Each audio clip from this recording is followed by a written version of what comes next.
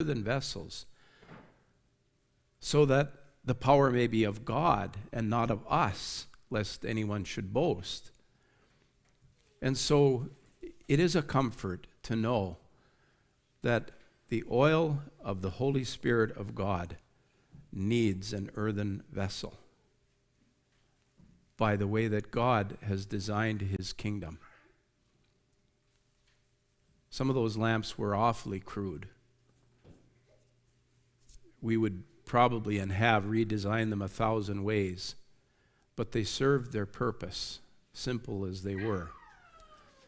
And if you can look at it, that I am just a vessel of clay, a little misshapen, in need of many redesigns if we were to put our mind to it. But I do have a reservoir in which is held the oil of gladness, the Holy Spirit of God, the gift of his grace, and that I am not the light, I will never be the light, but rather that which burns from the reservoir within, that becomes the light. It's interesting, the foolish virgins took no oil in their lamps.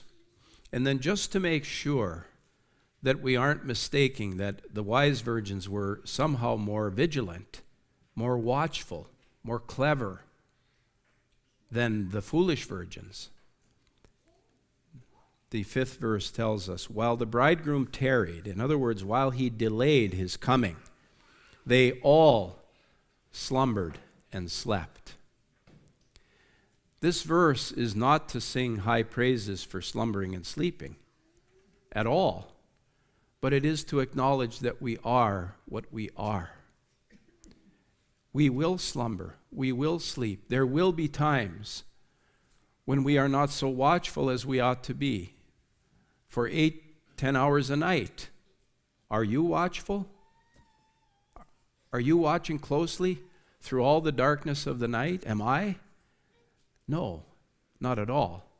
We are largely oblivious to what's going on. Largely oblivious to what's going on. It's amazing what can go on in the night of sleep all around, and we're just oblivious to it. So, do you wake up in the morning patting yourself on the back for having watched so carefully through the night? Never.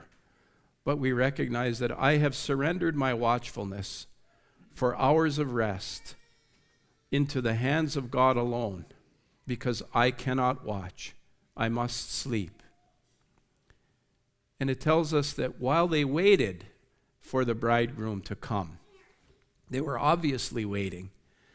They had heard that he was going to come, but their eyelids grew heavy, and they all slumbered and slept. And so he brings us to the point where we say, well, they're in the same boat. They have the same lamps. They have the same background. They are all sleeping at midnight when the cry comes.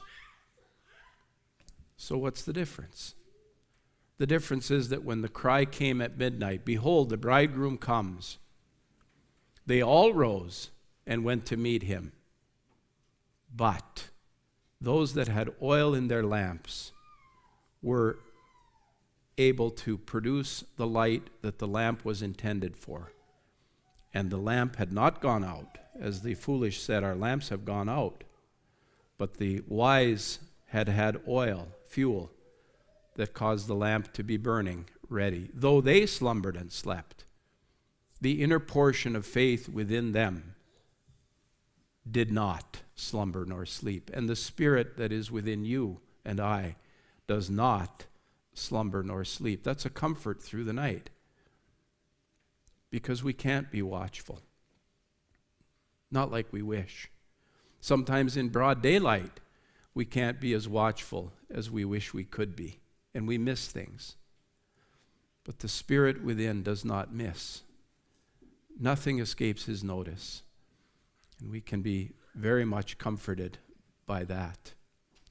Before we dwell on the foolish virgins more, which is the sad outcome to this, we must first talk about the wise virgins, the ones that had oil in their lamps.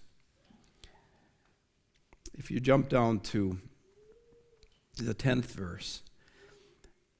And while they went to buy, the bridegroom came, and they that were ready went in with him to the marriage, and the door was shut.